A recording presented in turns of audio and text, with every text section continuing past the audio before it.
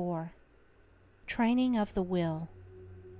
Without strength of mind, nothing worthy of accomplishment can be done, and the cultivation of that steadfastness and stability of character, which is commonly called willpower, is one of the foremost duties of man, for its possession is essentially necessary both to his temporal and eternal well-being.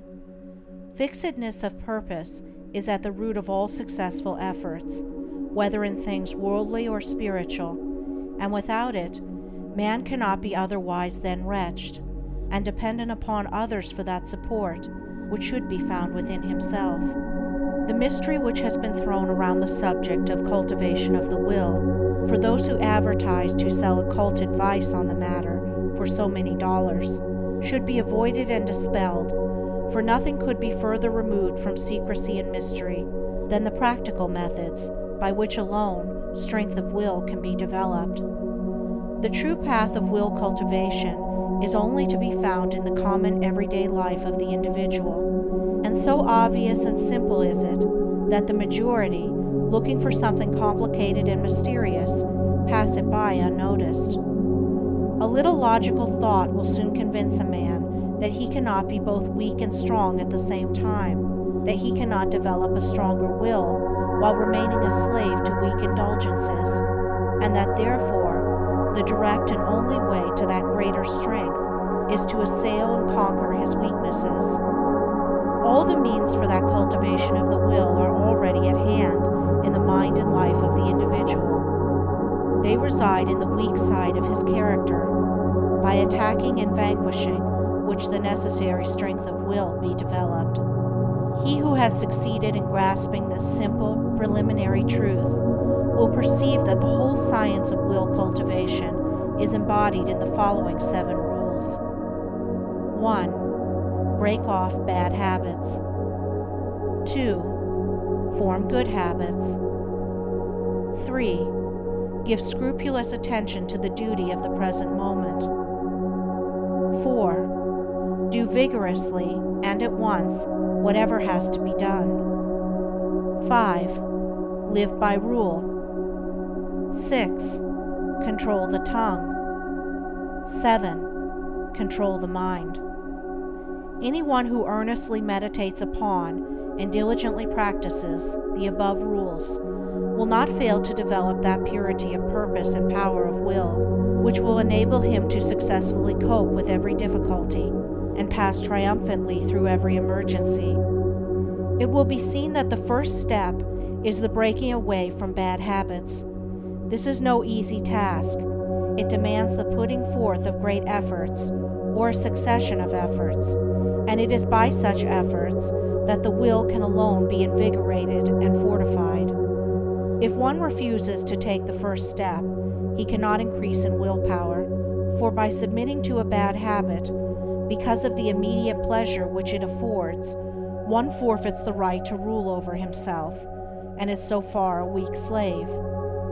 He who thus avoids self-discipline and looks about for some occult secrets for gaining willpower at the expenditure of little or no effort on his part is deluding himself and is weakening the willpower which he already possesses.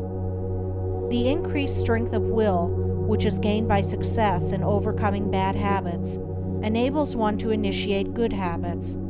For while the conquering of a bad habit requires merely strength of purpose, the forming of a new one necessitates the intelligent direction of purpose. To do this, a man must be mentally active and energetic, and must keep a constant watch upon himself.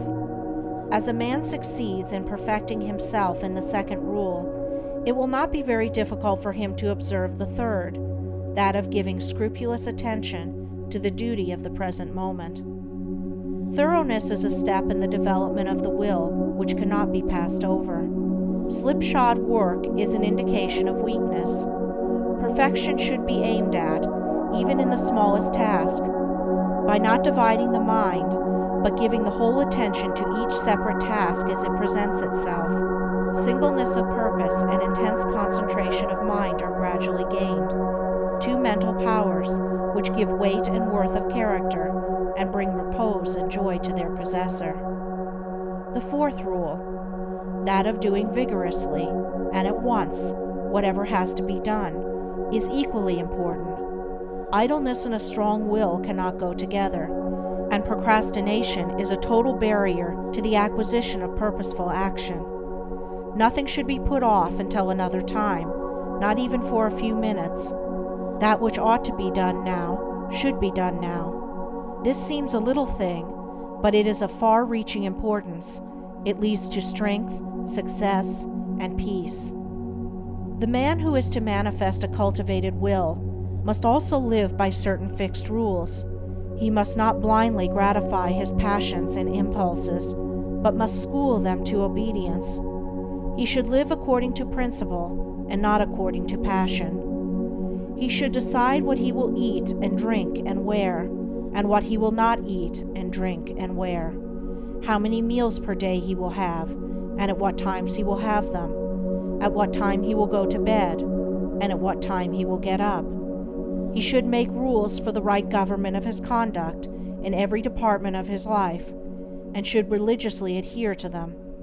To live loosely and indiscriminately, eating and drinking and sensually indulging at the beck and call of appetite and inclination, is to be a mere animal, and not a man with will and reason. The beast in man must be scourged and disciplined and brought into subjugation, and this can only be done by training the mind and life on certain fixed rules of right conduct. The saint attains to holiness by not violating his vows, and the man who lives according to good and fixed rules is strong to accomplish his purpose. The sixth rule, that of controlling the tongue, must be practiced until one has perfect command of his speech, so that he utters nothing in peevishness, anger, irritability, or with evil intent. The man of strong will does not allow his tongue to run thoughtlessly and without check.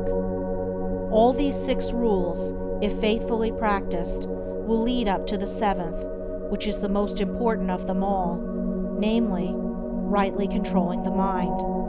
Self-control is the most essential thing in life, yet least understood, but he who patiently practices the rules herein laid down, bringing them into requisition in all his ways and undertakings, will learn, by his own experience and efforts, how to control and train his mind, and to earn thereby the supreme crown of manhood, the crown of a perfectly poised will.